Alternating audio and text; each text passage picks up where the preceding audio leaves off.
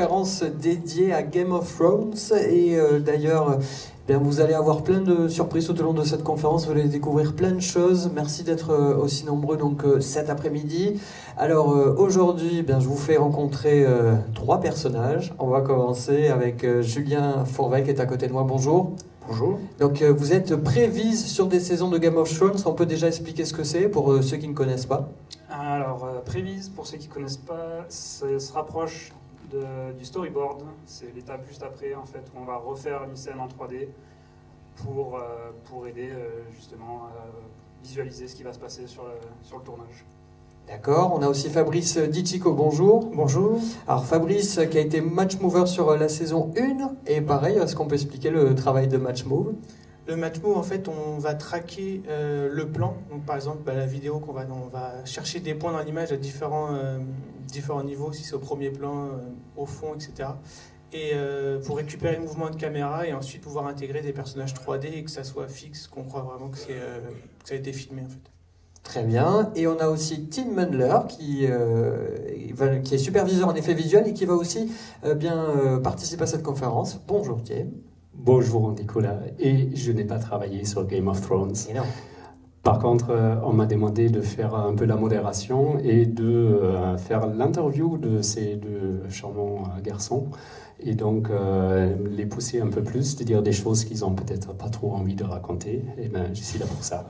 Tout à fait. Donc, tout au long de cette conférence, je vais passer dans la salle. Si vous avez la moindre question, n'hésitez pas. Vous levez le bras, je viens auprès de vous. Vous allez pouvoir poser toutes vos questions à nos intervenants. Tim va être là pour effectivement poser des questions un peu plus spécialisées. Mais pour ceux qui n'y connaissent rien et qui viennent aussi découvrir, vous inquiétez pas, on essaiera aussi d'expliquer simplement certaines choses. Voilà, donc n'hésitez pas si vous avez des questions, vous levez le bras et je viens vous voir. Déjà on va commencer, je vais laisser Tim faire effectivement l'interview, mais déjà une petite aussi présentation de votre travail en général, notamment sur ce film. Comment ça s'est passé la collaboration? Comment ça s'est passé? Ça s'est très bien passé, je veux dire... Non, mais comment vous avez atterri sur le film, par exemple? Comment j'ai atterri sur le film, sur la série? On peut peut-être commencer avec le parcours déjà. Je trouve ça intéressant de savoir un peu... là, tu es infographiste en prévise. Oui. Alors, comment on devient infographiste en prévise? Alors, pour ma part, ça s'est passé... donc, j'ai commencé à l'école à l'ESMA de Montpellier. J'ai été embauché après l'ESMA à Dineg en tant que match mover pendant 1 an. Je suis passé en animation pendant 1 an après ça, et par la suite encore, la 3e année, ils m'ont mis en prévise. À la fin de cette année, je suis passé dans une autre boîte qui s'appelle The Third Floor, toujours à Londres. Et après quelques projets, ils m'ont fait confiance suffisamment pour me mettre sur ce projet et m'envoyer à Belfast pour faire la saison 5.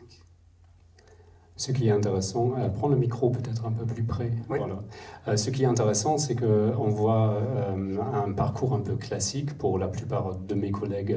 J'en fais pas partie, mais il y a toujours l'exception qui confirme la règle. Peut-être que le match move, souvent, quand on passe dans des grandes structures comme DNEG, tu dis DNEG, donc c'est Double Negative à Londres, ou MPC, Moving Picture Company, ou Framestore ou autre, souvent on entre soit en roto-animation, roto 2D ou en match move pour avoir un premier poste. C'est un peu les tâches un peu ingrates considérées par certaines. Donc la roto, ça consiste à détourer image par image un élément d'une image pour pouvoir le séparer, pour le mettre sur une arrière-plan autre. Et donc le match move, c'est l'analyse du mouvement de la caméra et des objets pour, pareil, reconstruire les mouvements de caméra. Peut-être un mot sur ton parcours? Alors moi j'ai un parcours un peu spécial, c'est que j'ai fait de la comptabilité, j'ai fait 1 an de banque et en fait après je savais que je voulais vraiment faire dans l'informatique et la 3D, l'image de synthèse depuis que j'avais vu Matrix et la cinématique de Final Fantasy VII. Et du coup après j'ai fait une école de 3D Isart Digital en 3 ans et 2 mois après en fait j'ai pu bosser à Londres à Peanut FX, c'est une toute petite boîte. Et c'est grâce à un prof en fait qui a demandé à tout le monde dans la classe si ça nous intéressait de partir bosser à Londres pour faire de la motion capture pour 1 semaine ou plus. Et en fait, il n'y a pas grand monde qui a répondu. Moi, j'ai répondu tout de suite. Et du coup, j'ai eu la chance d'y aller et ça s'est bien passé. Donc, j'ai bossé justement sur Game of Thrones, Green Lantern, Harry Potter, sur plein d'autres. Ils avaient plein de projets, en fait, même si c'était une toute petite boîte. C'est tenu par 2 Français spécialisés dans le match move body tracking. Après, j'ai réussi à bosser à Double Negative pendant 6 mois sur des séries. Et maintenant, je travaille à Framestore et je faisais du match move pareil au début pendant 3 mois. Et j'ai réussi à passer en lighting. Donc maintenant, je fais du lighting depuis un peu plus d'1 an. Alors, un petit glossaire. Tu as parlé de la motion capture et du match move. Donc, le match move, l'analyse des mouvements à partir d'images tournées en prise de vue réelle, l'analyse et la reconstruction du mouvement caméra, mais pas que. Aussi, s'il y a des objets qui sont à l'image, par exemple des véhicules de voiture, on va aussi analyser le mouvement des véhicules à l'intérieur de l'image. Et la motion capture, tu veux dire un mot là-dessus, l'expliquer? C'est plus pour les personnages, ils ont des marqueurs sur eux, mais ça on va le voir, je vais vous montrer des exemples, mais en gros on va traquer des points un petit peu partout sur le corps pour avoir un premier mouvement du corps et après on va pouvoir intégrer un digidouble, c'est un double numérique, ça ressemble vraiment, c'est le même acteur mais en 3D et ça va nous permettre d'avoir après les ombres, etc. et vraiment de l'intégrer dans la 3D, de rajouter des effets. Eh bien, très bien. Merci. On va voir des images d'ailleurs, bien sûr, pendant cette conférence. Vous allez découvrir plein de choses. Il y aura aussi une petite surprise à la fin. On regardera un petit trailer du Board Game Show et ce sera pour clôturer cette conférence. On commence, allez, avec qui? Pour revoir peut-être dans l'ordre avec la saison 1 avec Fabrice. Un petit mot aussi donc sur le parcours, oui, mais pourquoi particulièrement ce projet et comment vous avez atterri particulièrement sur Game of Thrones? Le projet, c'est juste qu'ils avaient pas mal de plans parce que pour Game of Thrones, au début c'était un petit projet, on savait même pas trop ce que c'était, on savait pas que ça allait devenir vraiment un truc aussi gros. Et du coup, on avait quelques plans seulement à se partager dans cette petite boîte à PinoteFX. Et donc, ils m'ont laissé bosser dessus. On n'avait même pas de G-Double, on a dû le fabriquer nous-mêmes, donc faire une représentation 3D de Khaleesi. Et on n'avait même pas trop les proportions, tout ça, donc c'était vraiment un petit peu... C'était un pilote ou c'était déjà la saison 1? C'était déjà la saison 1, c'était les plans vers la fin, en fait, avec le dragon. Ok. Parce que souvent aussi, ça fait partie des pratiques aussi, quand on lance une série télé avec beaucoup d'effets et même sans effets, on demande d'abord de faire un pilote. C'est un peu le premier épisode, mais qui est hors contexte, qui doit suffisamment raconter un peu tout ce qui va se passer et présenter les personnages. C'est un peu un exercice à part, faire un pilote. Donc là, c'était déjà la saison. Là, c'est directement, oui. Eh bien, quelques images, tu nous montres un peu? Alors vous n'hésitez pas, si pendant la conférence vous avez des questions, vous n'hésitez pas, vous levez le bras et je viens vous voir.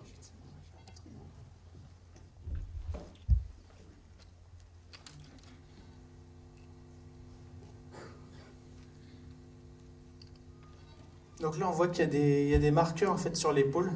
Et donc ça c'est... D'abord ce qu'on fait c'est qu'on traque des points dans l'image, par exemple voilà cette tache noire là, une autre tâche, etc., à différents endroits pour avoir le mouvement de caméra. Mais là, ça ne bouge pas trop sur ce plan-là. Et ce qui était important, c'était vraiment de traquer les points de l'épaule, parce qu'après, il va y avoir le dragon qui va interagir. Et du coup, je vais vous montrer ce que ça donne après.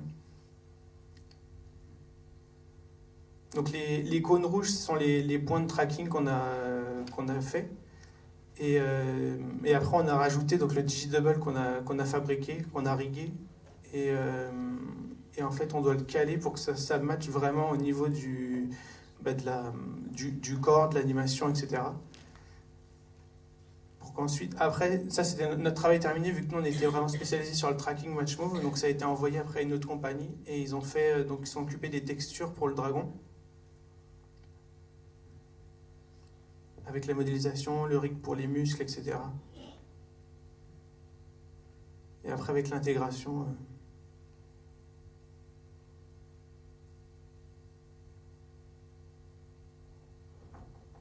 Donc moi ce que j'ai fait c'était vraiment que le tracking des mouvements de caméra et le tracking pour les... C'est comme de la motion capture pour les points sur l'épaule.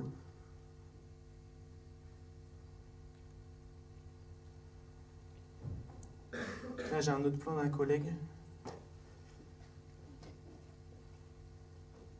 Donc pareil, même principe, c'est à différents...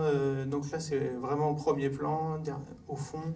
C'est vraiment à différents niveaux dans l'image pour avoir vraiment une représentation 3D de la caméra qui soit assez solide.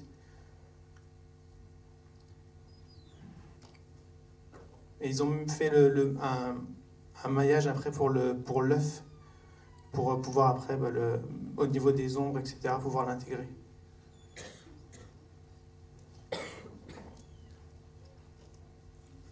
Donc ça, c'est un des dragons. Et là, pareil, c'est juste un exemple avec le maillage, etc. Du coup, c'était assez court, mais je ne sais pas si vous avez des questions, peut-être. Sur la fabrication des images, sur le lighting, n'hésitez pas. Question. Et la première est toujours difficile, mais il faut vous lancer. Ben, je vais me lancer alors. Combien de temps, par exemple, pour faire, on va dire, les 3 plans du dragon sur l'épaule dans l'ensemble, pour faire un plan pareil? On va dire une semaine peut-être.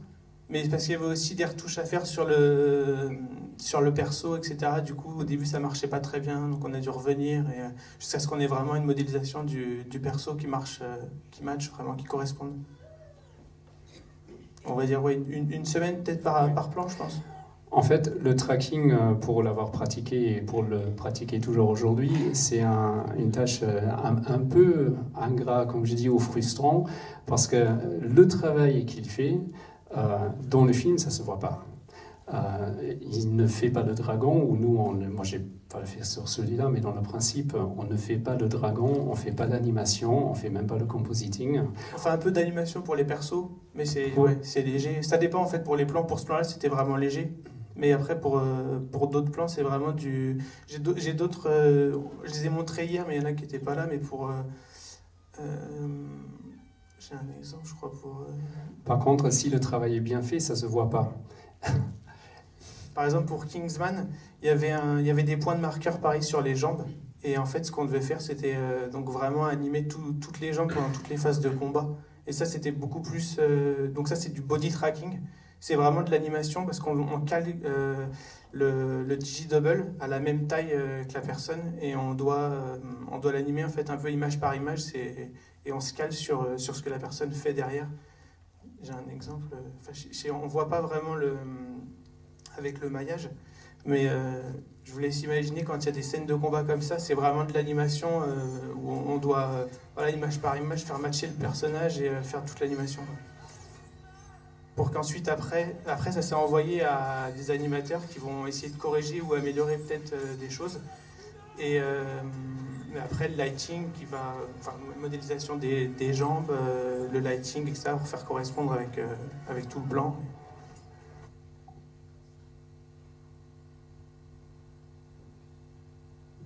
Pour Outlander aussi, une autre série, c'était un peu le même principe. Il y avait des marqueurs sur les jambes.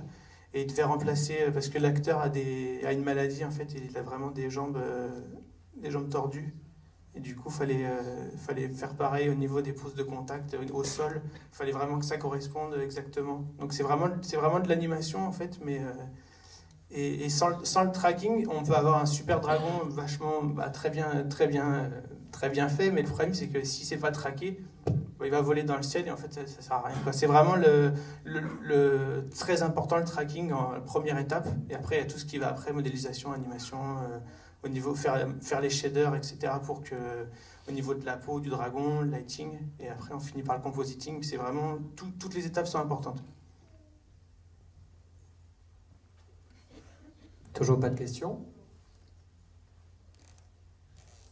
Non, ils sont toujours timides.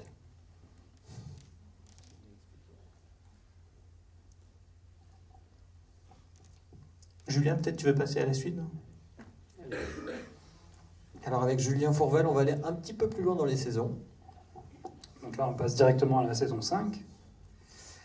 Et alors cette vidéo, j'ai récupéré ça sur Internet. il y a un... Alors, comment... Je suis désolé, je connais pas les Mac.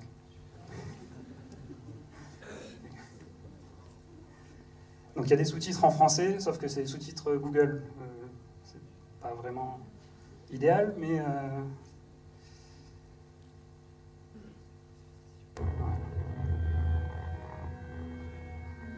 If you didn't have a vivid imagination, you couldn't do my job. The scope and the grandeur of what we're setting out to do, it's remarkable.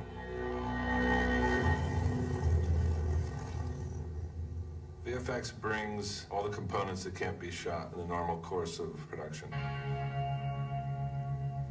Whether it's adding characters, or whether it's adding environments, whether it's completing sets, whether it's creating whole scenes. There are worlds that are much larger than we can manufacture on a soundstage or even at a location. And visual effects adds that end of the storytelling, allows us to see Jamie on a ship sailing into King's Landing Harbor, Danny riding off on a fire-breathing dragon. In season 4, when we were just beginning to conceive for Watchers on the Wall, the attack on the ice wall, we didn't have a space that was nearly big enough or nearly enough people to execute this episode-long sequence. We needed a green screen that was bigger than anything that had ever been built, 30 feet high and 400 feet long. I thought, there's no way that this is going to happen. Now I've gone too far. And that same day, Bernie was ordering the screens to be built, and I really knew what the commitment level was of this show to make what's on the page. And therefore, the next year I said, now what we need to do is to get a flamethrower that shoots 50 feet, strap it to a robotic crane, and put it in a bull ring in Spain and hit 20 people with it. What do you think? And there we were, and we did it. So on we go. There's never going to be another job like this.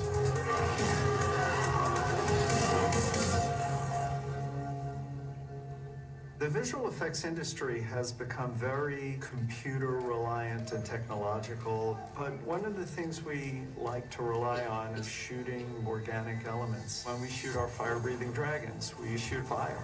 You get the light reacting the way it would and should. You get the interaction between the fire and the stunt players. When 1-1 is shot, we want 1-1 to look twice as big, so the camera needs to be half as high and half as far away. Shooting 1-1 is a really joyful experience because of the suit performer, Ian White. Any large character in an A-level movie is probably Ian. We wanted a large performer because somebody who would be 14 feet tall would have more weight and mass to move around, and a person who's a normal size would have a very difficult time pulling that off. There's a great deal of time spent figuring out the camera angles and the camera lenses, all of which is based on the creative process and first starting out in previs, where you're basically a one-person film crew in a box where you can build the set and light the set and create the characters and move them around, but then you have to sit down and figure it out. We don't make up hardly anything, you know, we always draw from the real world. We do a lot of reference by looking at how birds of prey behave and how certain lizards and reptiles behave. The best compliment that we can receive in visual effects is to be invisible. You know, if anything behaves in a strange way, it doesn't only blow the shot, it blows the scene. We can't cause the audience to blink at any point, so our work has to really, really be great. And that's, you know, grown as the things that we need to depict have gotten bigger. Every skirmish has gotten bigger, then it was larger armies, then larger armies, then larger armies. Our dragons have quintupled or more in size. The show seems to be a lot bigger than it used to be. We're shooting 3 units. We used to shoot 2 units. Our team has had to grow to keep pace with it. It's grown every year anyway, but this year it's kind of exploded.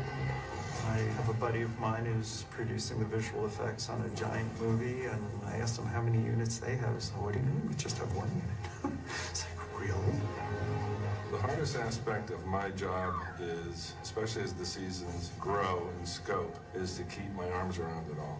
We had 800 shots in season 3. We had over 2,000 last year. We shoot on multiple continents. We have 5 directors, all highly creative people. So you've got 5 kitchens churning away. The only thing that's not more is the time. Each season has introduced a new problem for us to solve, whether it was a giant on a mammoth, or skeleton whites coming out of the ground, or various battles. This season employs all of those. The scope and the grandeur of what we're setting out to do and the just sheer destruction of it all is much more outlandish and outrageous in season 6.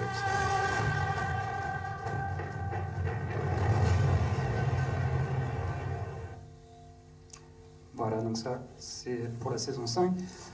Et en gros, ce qu'on fait, nous, pour la prévise, c'est en particulier pour... on a travaillé sur la séquence de Daznak, de la reine, et la séquence de Hardhome,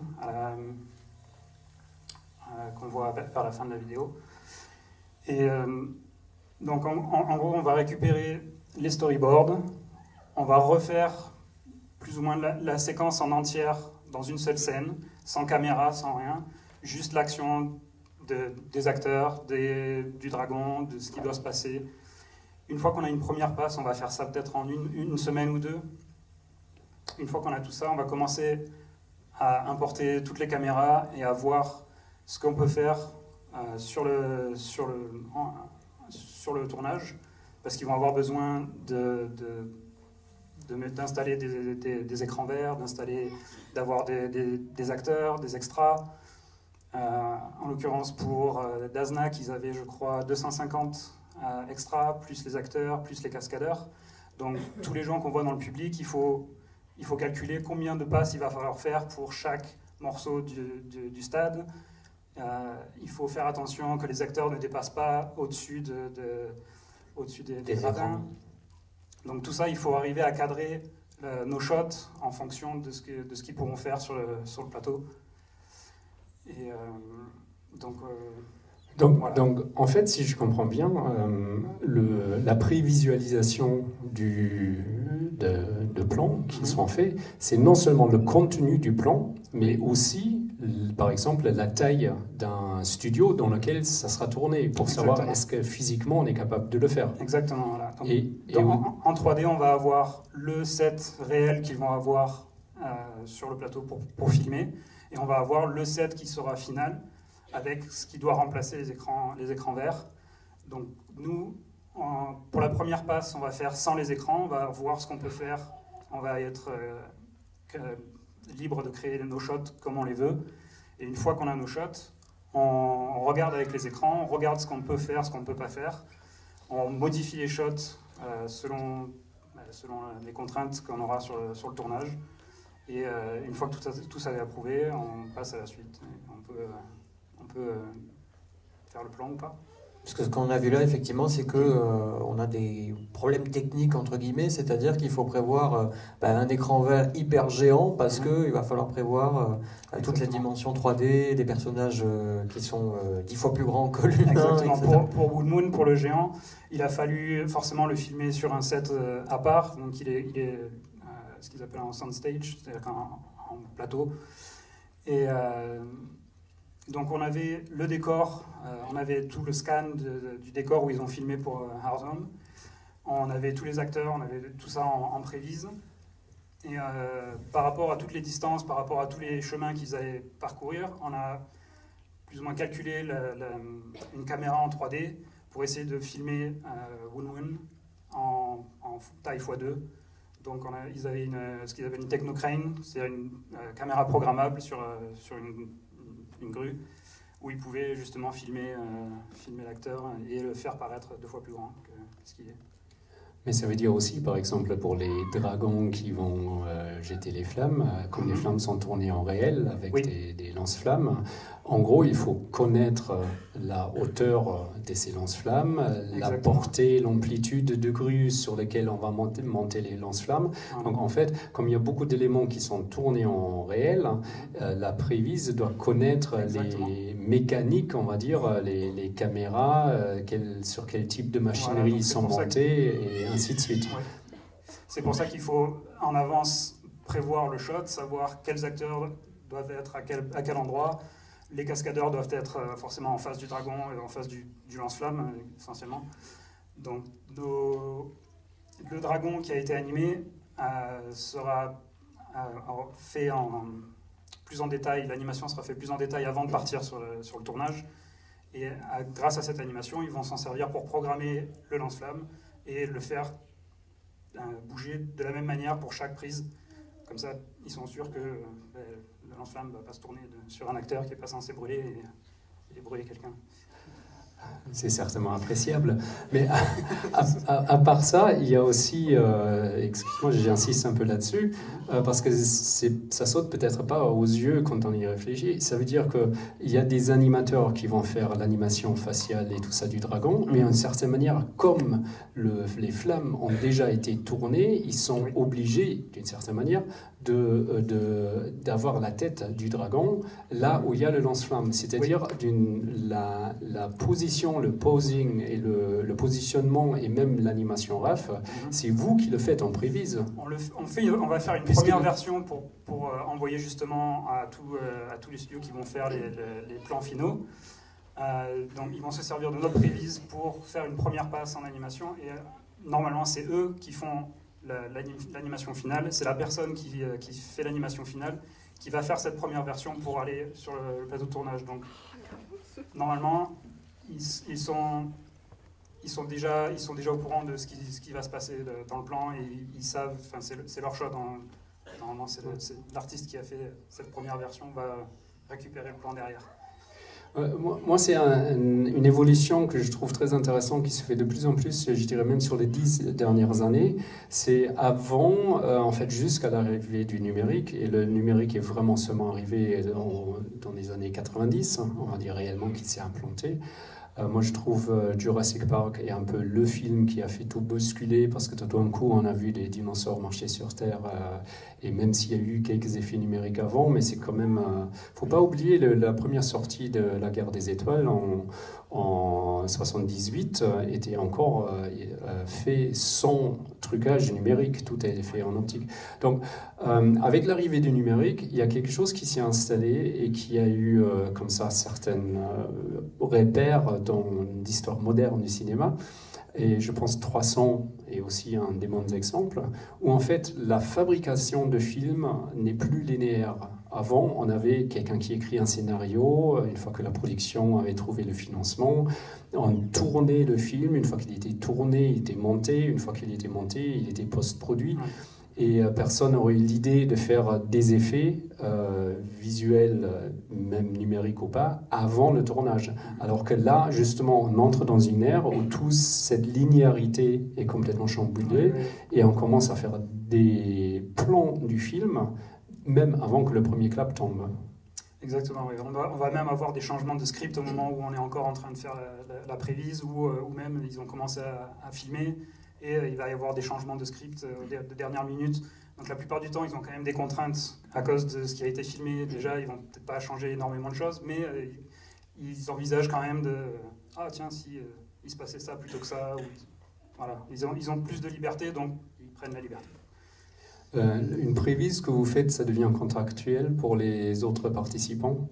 Du genre, on sait que si la prévise c'est ça, c'est ça la commande et c'est ça le budget pour et ça va pas changer, ou est-ce qu'après il y a encore quand même des en règle générale, oui, le réalisateur et le directeur de photographie sont impliqués dans la réalisation de la prévise, donc ils savent, ils nous disent directement ce qu'ils veulent pour le produit final et ce qu'on envoie après pour les studios d'effets spéciaux qui vont faire les plans finaux.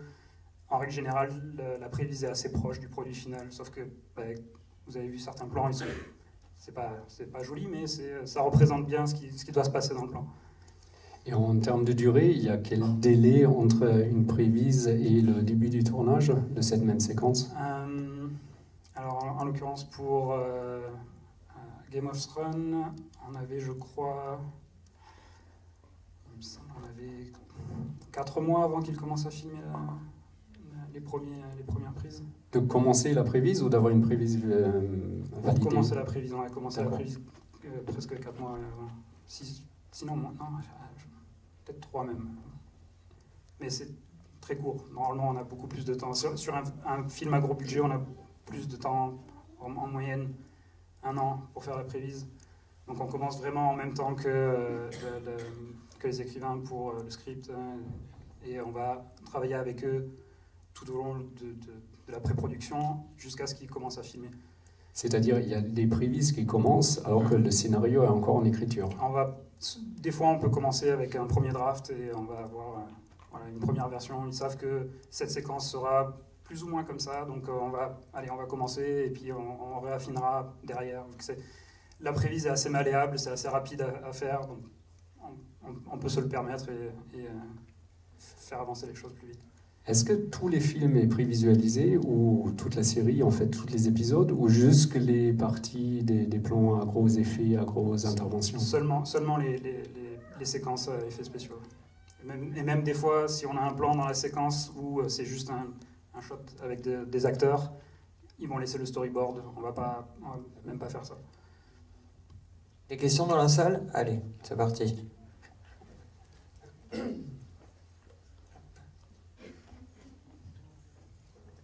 Bonjour, question à propos de 6e saison, elle prévise. Est-ce que vous pouvez nous dire quelque chose? Comment ça s'est passé? On peut rien dire à propos de la saison 6. Mais c'était bien, c'était pas bien, quelque chose. Désolé. C'est la surprise, on va la montrer à la fin, on va montrer la saison 6 intégrale. Faut pas trop croire ce que je raconte. Moi, c'est une question au niveau du tracking. Est-ce que selon l'échelle de plan, que c'est un plan moyen ou un plan rapproché, est-ce qu'il va y avoir une différence au niveau du nombre de points, par exemple, ou la manière de faire le tracking, en fait? En fait, ça dépend vraiment aussi si l'image bouge beaucoup. Par exemple, si tu as un mouvement de caméra qui est vraiment comme ça, là, tu as vraiment intérêt d'avoir vraiment des points dans toute l'image et qui se suivent. Parce qu'en fait, quand ta caméra bouge comme ça, tu vas perdre des points au fur et à mesure que la caméra bouge. Et du coup, il faut que tu rattrapes un peu le nombre de points pour qu'il y ait un peu le même nombre et vraiment partout dans l'image pour que ça soit vraiment stable. Sinon, si tu bouges comme ça et que là, tu n'as pas assez de points qui suivent, ta caméra elle va vraiment bouger, ça va se voir dans les courbes. Donc ça dépend vraiment des plans et de comment la caméra elle bouge. Alors, je ne sais pas si c'est une réponse plus technique et intéressante là-dessus. En fait, ça dépend de ce qu'on veut reconstituer avec le tracking. Parce que si c'est juste un mouvement, il faut un minimum de 4 points dans l'espace, tout le temps à chaque image qui se relie. Parce qu'il faut une origine, un X, un Y, un Z. Donc avec 4 points, théoriquement, ça peut fonctionner. Seulement, souvent, on demande aussi au logiciel de tracking, parce que c'est assisté par ordinateur, donc il y a des logiciels spécialisés pour ça, de trouver la bonne focale ou la distorsion optique et des choses comme ça. Donc, plus qu'il y a des paramètres à trouver, plus qu'il faut des points. Donc, en la mathématique, la règle de base, c'est 8 points dans chaque image, tout au long de la séquence, pour reconstruire les translations des caméras, les rotations de la caméra, estimer une focale et la distorsion optique qui va avec. Après, dans la pratique, je pense que sur des plans, on est d'accord que sur des plans habituels, normaux, on est plutôt entre 20 et 40, si c'est des mouvements un peu complexes. Même plus, des fois, ça dépend. Ouais. Voilà, j'étais gentil. Ouais, si tout se passe bien. Bonjour. Moi, j'aurais une question par rapport aux prévises. Est-ce qu'on peut avoir un aperçu de layout?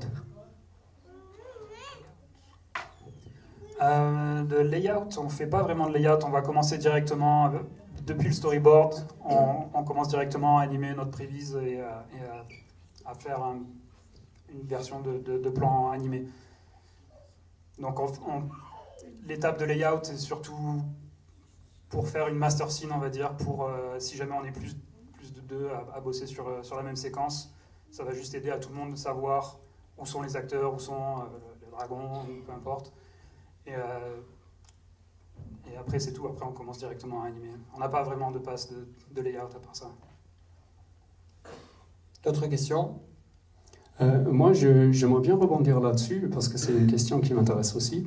Quels sont les éléments que vous pouvez exporter pour donner, sur quelle forme vous communiquez avec les gens sur le tournage? Parce que, par exemple, je suppose que tout ce qui doit être pris de réel, il faut que les gens sachent quel type de machinerie, de grue ou autre, quel type de caméra, quelle focale, quelle distance il faut avoir. Donc, je suppose qu'il y a un rapport assez précis. Comment c'est sorti? Est-ce que de votre prévise? Et pour les animations qui sont plus images de synthèse, pareil, comment vous communiquez avec les autres qui travaillent avec vous? Donc, quand on a des plans avec les dragons qui ne crachent pas de feu, qui n'a pas de contraintes pour le tournage, on peut passer directement, ils peuvent utiliser directement la prévise qu'on a fait avec, comme j'expliquais tout à l'heure, le décor avec les écrans verts pour savoir où ils doivent être, où ils doivent placer les acteurs.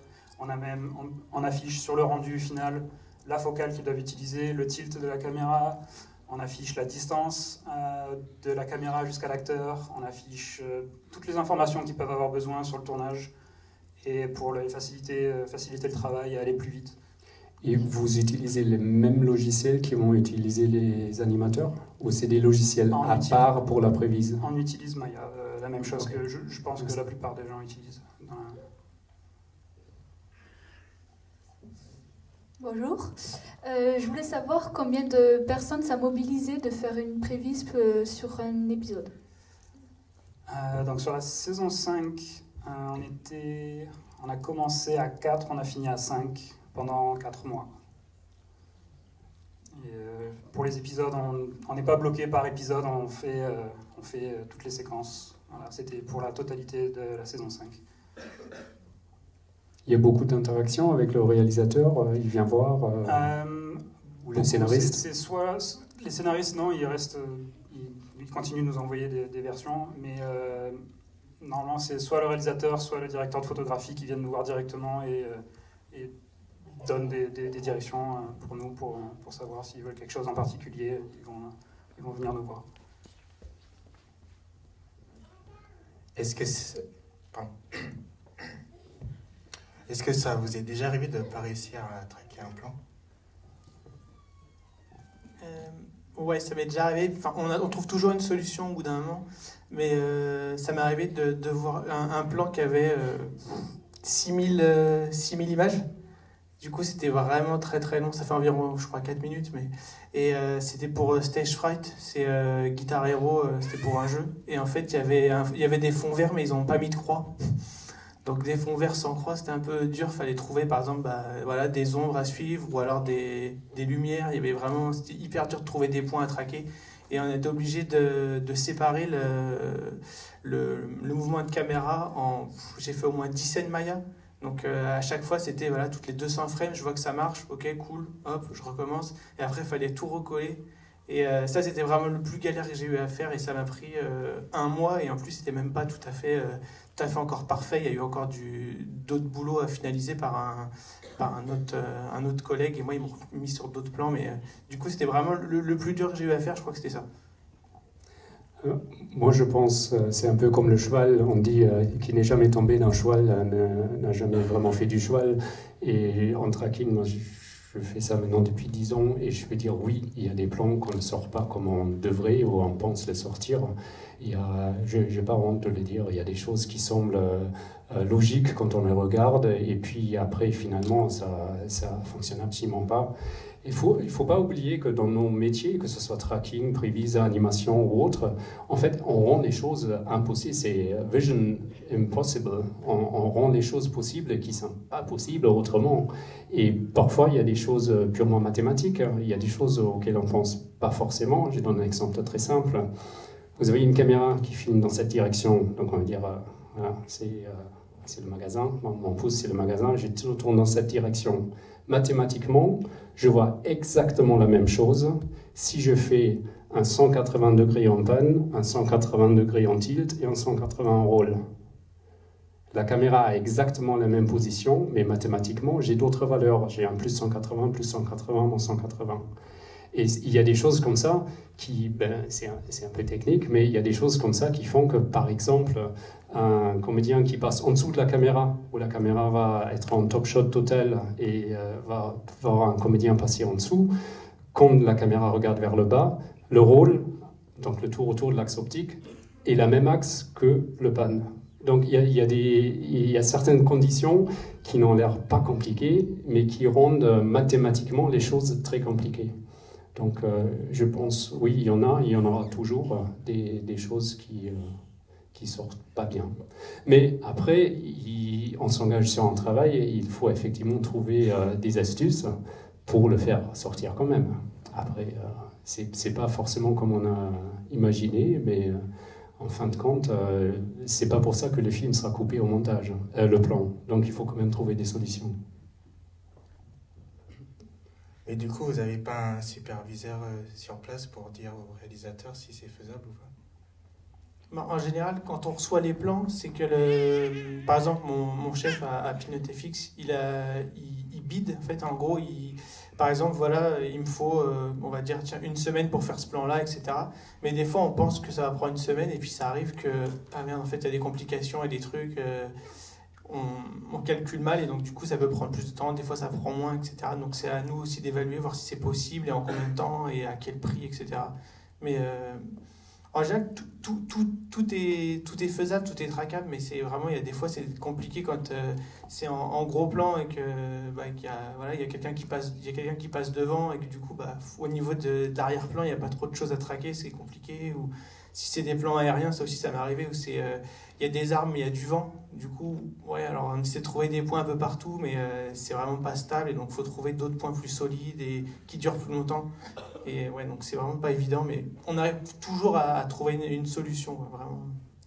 Et je rebondis sur Jurassic Park. Aujourd'hui, on ne peut pas dire c'est pas possible. Je suis désolé, mais c'est aujourd'hui, avec toutes les choses qu'on fait en effet visuel, on ne peut pas dire c'est pas possible. La seule chose qu'on peut dire, c'est que ça prendra tant de temps et ça coûte tant d'argent. Mais dans une discussion avec un superviseur, de dire techniquement c'est pas possible parce qu'au pire on le fait tout en numérique, mais on peut le faire. D'autres questions?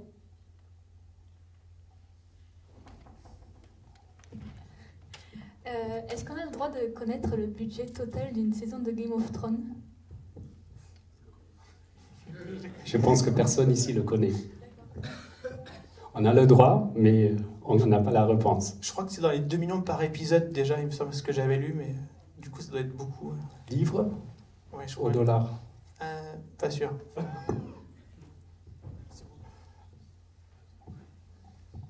Si quelqu'un sait, on fait une devinette, on peut gagner un verre. Si quelqu'un connaît le tarif, le prix exact d'une série de Game of Thrones. Bonjour, j'aurais 2 questions en fait. La première, ce serait, tout à l'heure on a parlé de prévise, il y a un truc que j'ai pas tout à fait compris. Pourquoi faire la prévise après que le réalisateur ait déjà tourné? J'ai un peu de mal, j'ai peut-être mal compris à ce niveau-là. On fait la prévise avant qu'il commence à tourner. Et on va se servir de ça justement pour aider le réalisateur sur le tournage, pour qu'il puisse gagner du temps à faire ses plans. Ça me paraît assez logique en fait. C'est parce que j'ai dû avoir un problème. Par contre, avant que tu lances la deuxième question, il y a une étape qu'on appelle la post-vise, qui est entre tournage et animation, effet visuel complet. C'est-à-dire on prend les éléments qui ont été tournés, prévise ou pas, et on va faire une animation comme une prévisualisation, mais avec les éléments déjà tournés, et on va voir est-ce que ça va dans le bon sens, est-ce que ça nous fait ce qu'on veut faire, et qui peut par exemple être décisif au montage, est-ce qu'on garde un plan ou pas.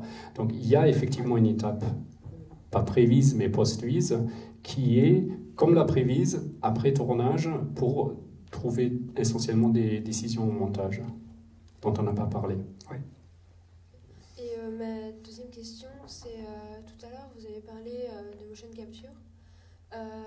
C'est donc du tracking, je suppose, mais comment est-ce que ça fonctionne? Parce qu'il y a énormément de points, ça fait un travail de malade. Je vais te montrer un exemple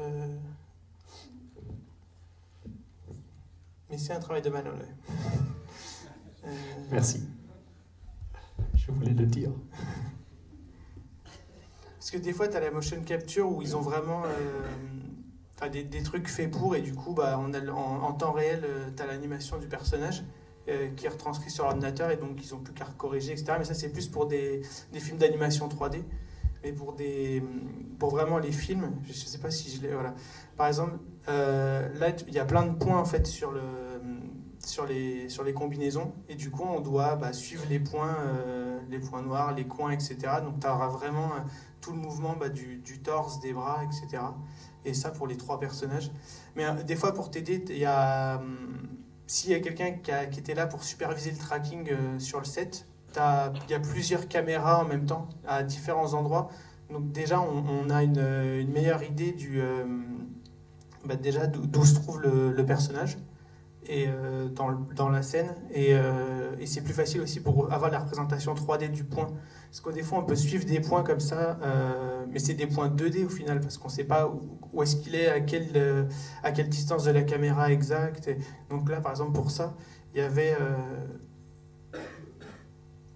vraiment, voilà, on voit, il y a les trois caméras, c'est donc la caméra principale plus 2 témoins, et qui sont à différents endroits, et donc ça te permet de, par exemple, si ce point-là, il est on va dire, voilà, ce point-là, il est dans les 3 caméras, du coup, on arrive vraiment à savoir où est-ce qu'il est en 3D, et c'est beaucoup plus simple après pour nous, pour faire vraiment la motion capture.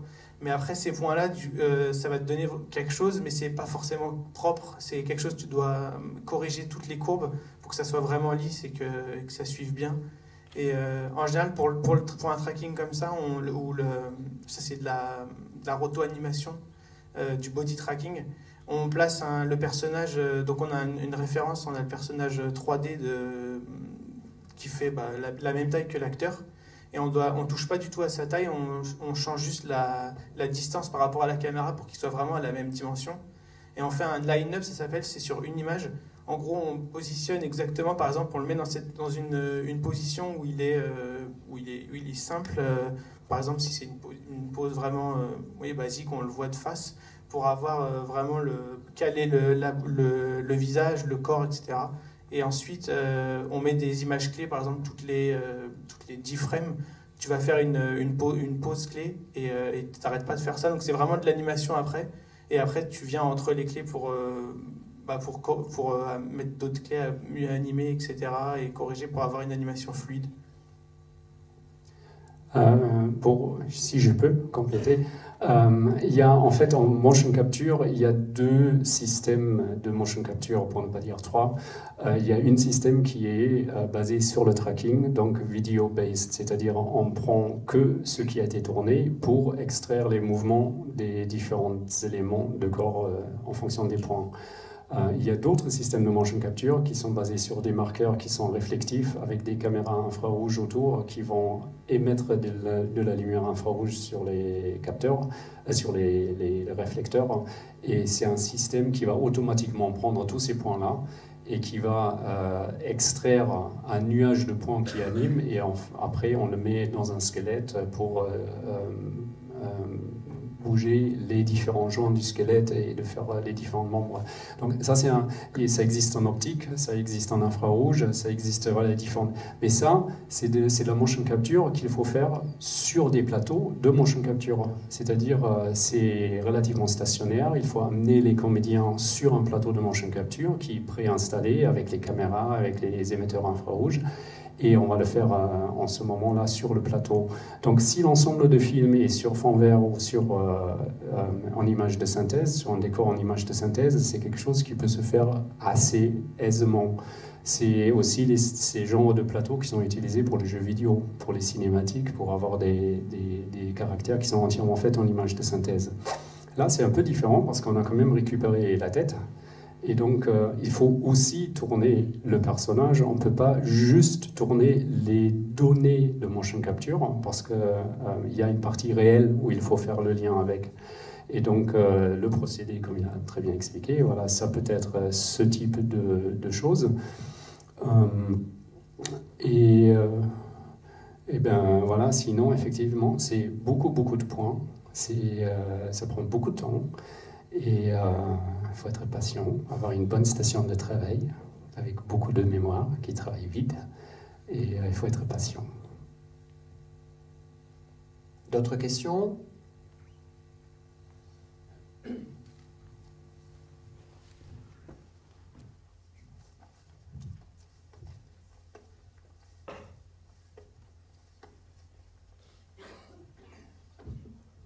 Bonjour.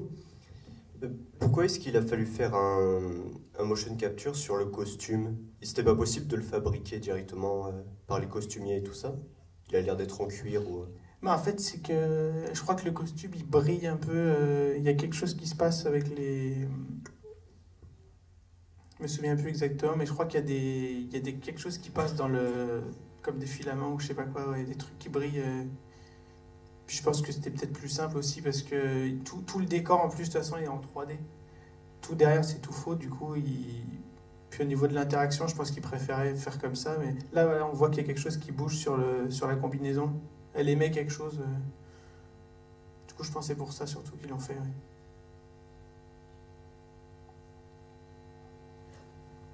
Je pense aussi qu'aujourd'hui, il y a une question, s'il y a peu d'effets dans une séquence, on fait un maximum sur le plateau.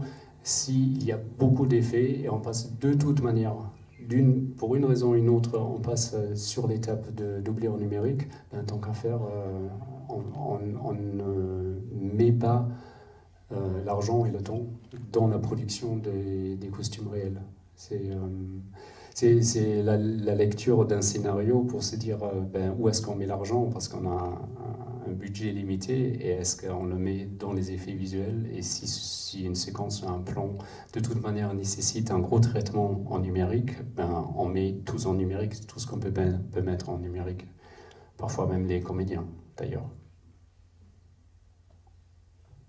D'autres questions?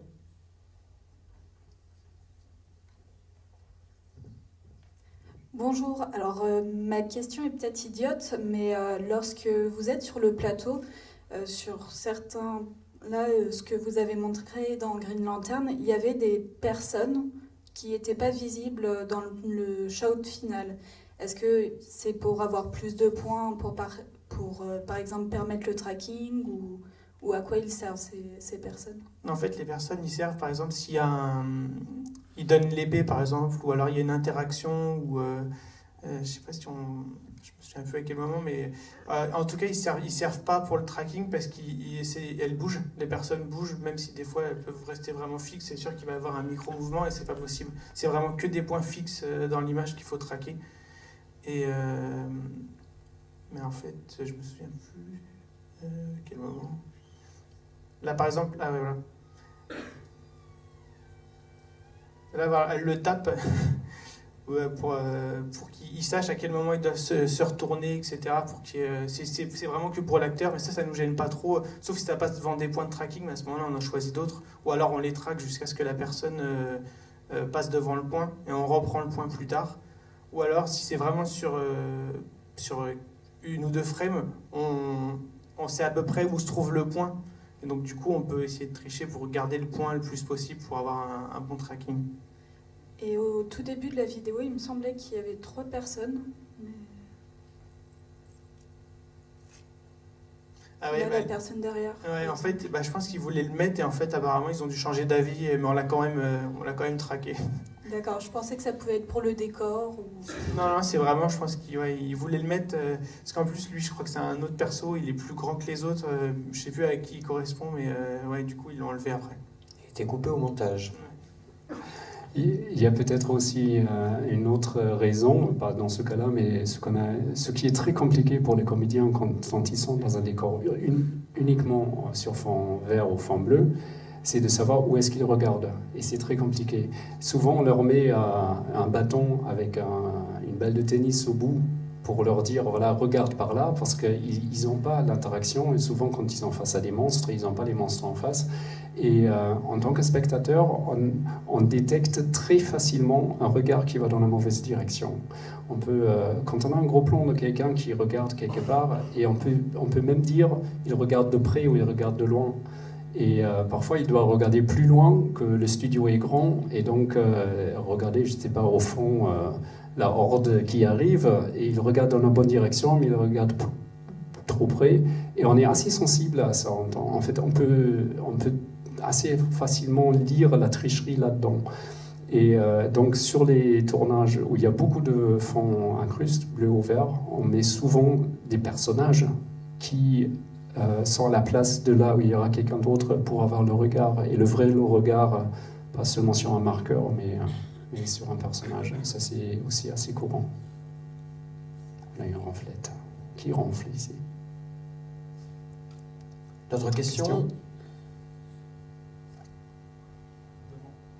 Devant.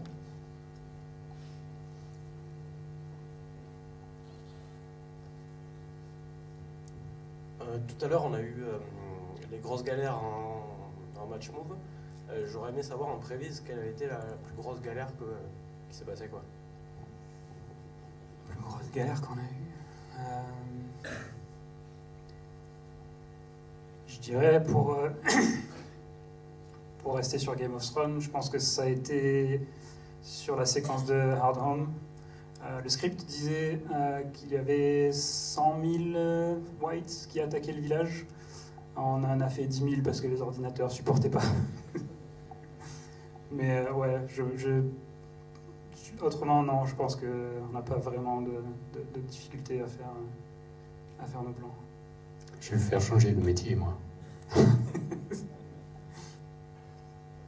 D'autres questions?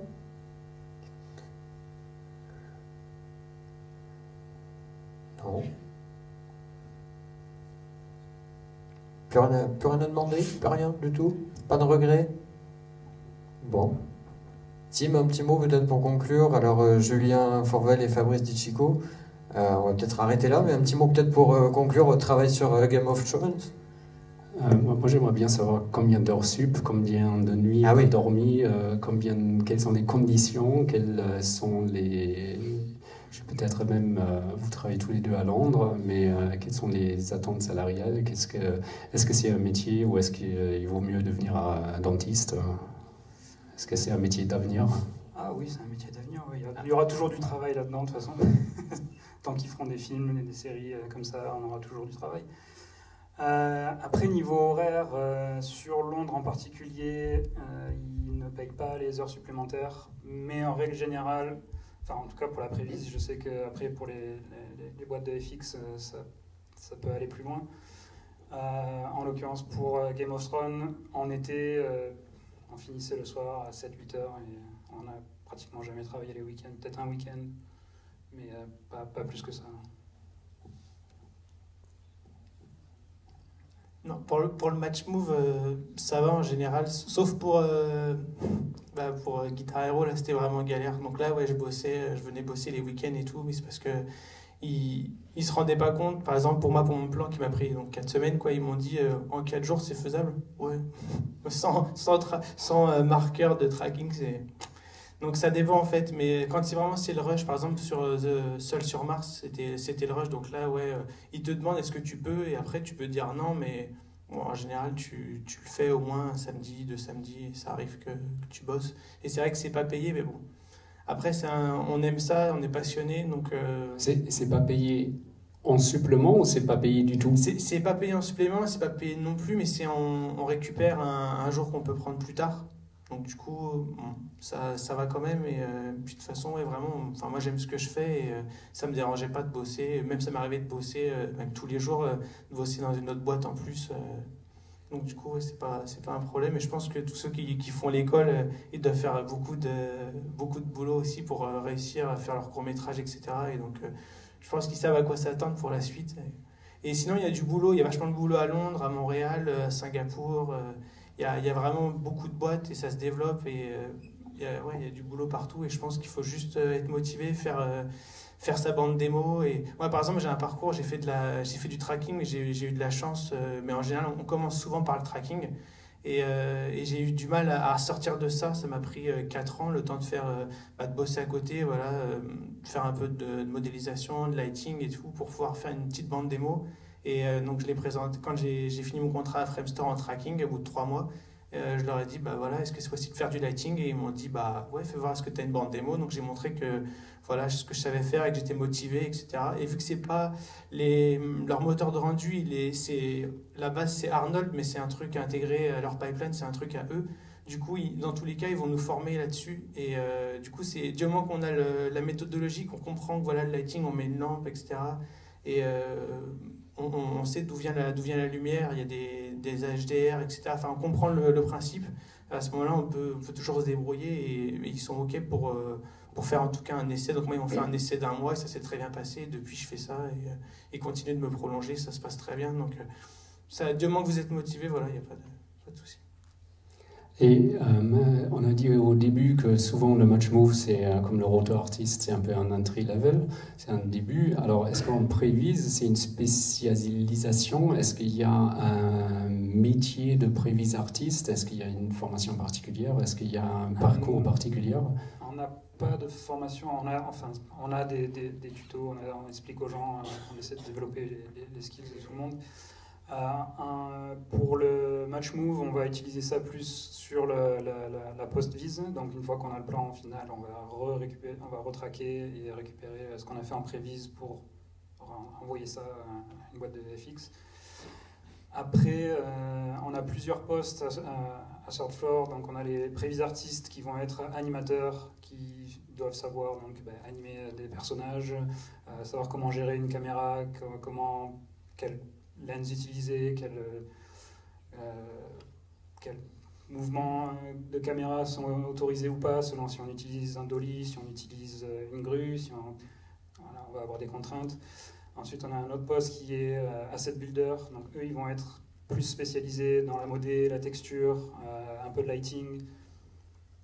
Et après, on a les gens dans le pipeline qui vont essentiellement faire du code et nous aider à faire notre travail. Là, il y a beaucoup de boulot. Si vous êtes intéressé par le code, allez pour le code. Oui. Merci en tout cas aussi pour ces explications. Peut-être des petits projets, mais je sais que vous ne pourrez rien dévoiler, mais est-ce qu'il y a des projets en cours qui arrivent? Oui. Je sais que c'était le piège, parce que bien sûr, on ne peut pas parler ni de Game of Thrones, ni de rien du tout. Mais bon, j'ai essayé de les piéger. Non, il y a juste Tarzan. J'ai bossé dessus à Framestore, mais sinon après on est sur un autre projet, mais pour l'instant c'est pareil, on peut pas en parler. Mais... En tout cas, merci beaucoup Fabrice Dichico, Julien Fourvel et Tim Handler de toutes ces explications, de toutes ces images. On va se quitter avec un petit trailer, le trailer du manga show de Game of Thrones, et puis voilà, après on se dit au revoir, et si vous souhaitez les rencontrer, ils sont encore là bien sûr après la conférence si vous avez des questions.